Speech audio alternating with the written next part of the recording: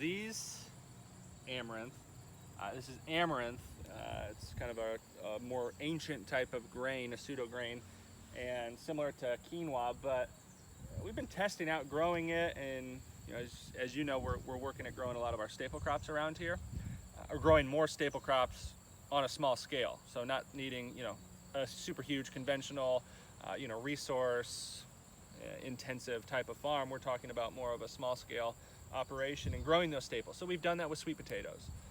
And we've done that with something like dent corn or field corn, where we're realizing that on a small scale, as small as 1/3 of an acre, you could realistically grow the total calories for a family of 4. I mean, insanity, right? You think you got to have 1 million acres to grow anything for any sort of population, and but to do it environmentally or renewably, we can really do it on a small scale. But this is amaranth, and the great thing about this is there are a lot of cultivars, types of the species,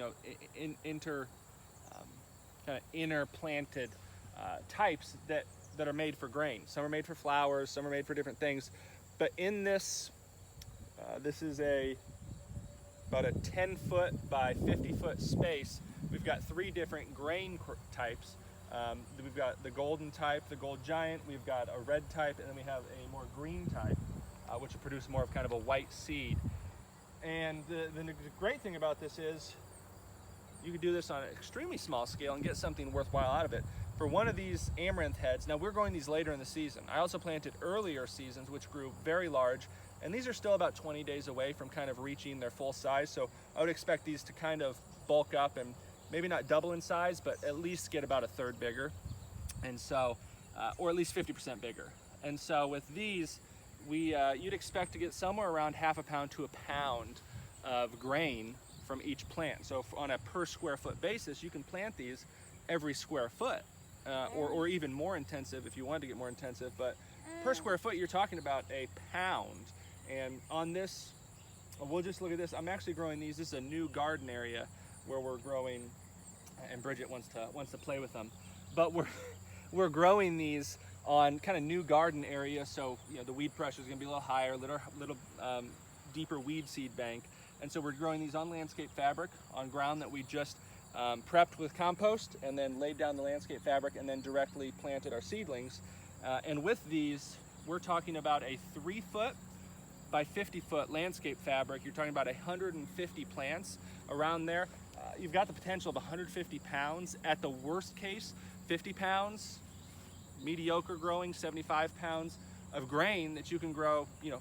Everybody's got 3 feet by 50 feet in their backyard. You can multiply it here, and but these go great. And we've got a buddy who takes them, and we'll grind them up and make things like flatbreads or pizza breads, or you can make flour with them. They make a great breakfast. But and honestly, here on a smaller scale, we're rural, but semi-rural. Even if you were in the city and you wanted to grow something that looked beautiful, that was also a grain crop, this would be it. You see from the pictures that it just really is something special. And we have them interplanted throughout the farm.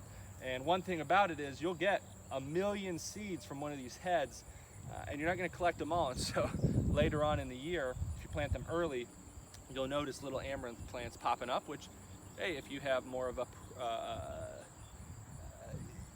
if you don't go around and chop everything down, you got some grain there, or that you could have. But it does make a pretty plant, and you can see they're pretty prolific, and this one's a pretty big one, and they're hardy too. Now there are the grain types which are meant to grow these big grain heads are more prone to lodging, which is a term a lot of conventional farmers will know, where you'll see the plant and it'll just tip down, kind of bend off or break, kind of destroys most everything. You could pick it up and dry it out, but in general, if it happens at the wrong time, you kind of have a ruined crop.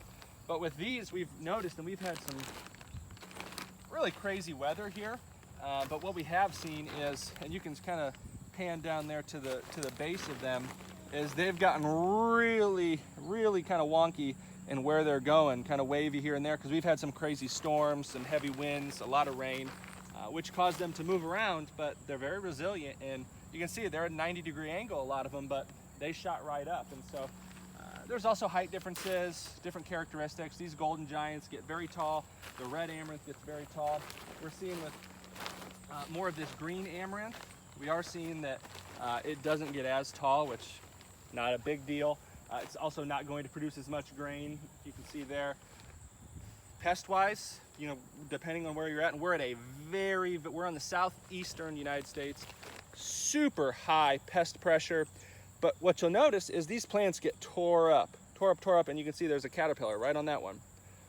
But what we've found, and kind of from talking to others who have grown amaranth, is you're gonna have really bad leaves, but by the time those plants or the caterpillars or the bugs really start putting a lot of pressure on them, you're gonna have these grain heads that are formed that are gonna be fine. And so, I mean, he'll stay on there. It's not gonna be a problem.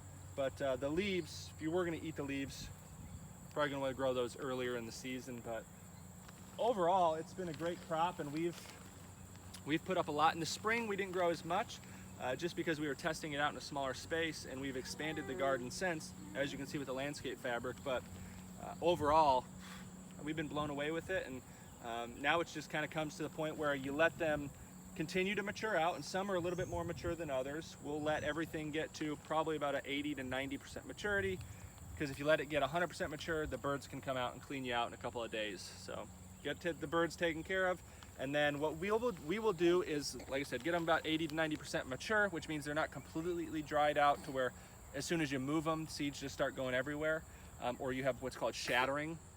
But what we'll do is we'll take them, we'll cut them about a foot from the beginning of that flowering head, so about right here, and then we will bundle them up, hang them up in the greenhouse, or if you don't have wet weather coming in soon, you can always bundle them up and hang them to dry outside, and we let them dry for 7 to 10 days, and then it's pretty simple. We just kind of shake them out or get them in a pillowcase, and you know, you do threshing, and then you kind of just knock all the seeds out of the little, you see here, there's kind of little enclosures for each of those seeds, that kind of spiny looking there, and if these are dried out, that seed will just kind of flop out. Right now it's kind of mashing together, and so you'll mash them all there, and or thresh them all out using various ways. We like a nice pillowcase and kind of beat it around the pillowcase, and then those seeds will break away, and then you get a fan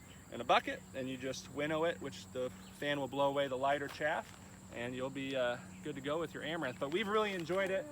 I think amaranth for grain, if you can enjoy the flavor of it or get used to it, it's a little bit stronger, kind of like quinoa. But if you can get used to the flavor, and in hard times, everybody can. But bless you. We think that it's a wonderful grain crop for the small scale. Large scale as well. It is a large scale crop, but if you're looking for something that maybe looks a little prettier, or something that's gonna do a little bit better in your smaller scale, and amaranth is the way to go. We've really enjoyed it. So hopefully if you guys give it a try, you enjoy it. And if you have any questions, let us know. And Bridget may be here to answer them. Maybe she won't, but it's worth giving it a try. So we'll talk to you guys soon.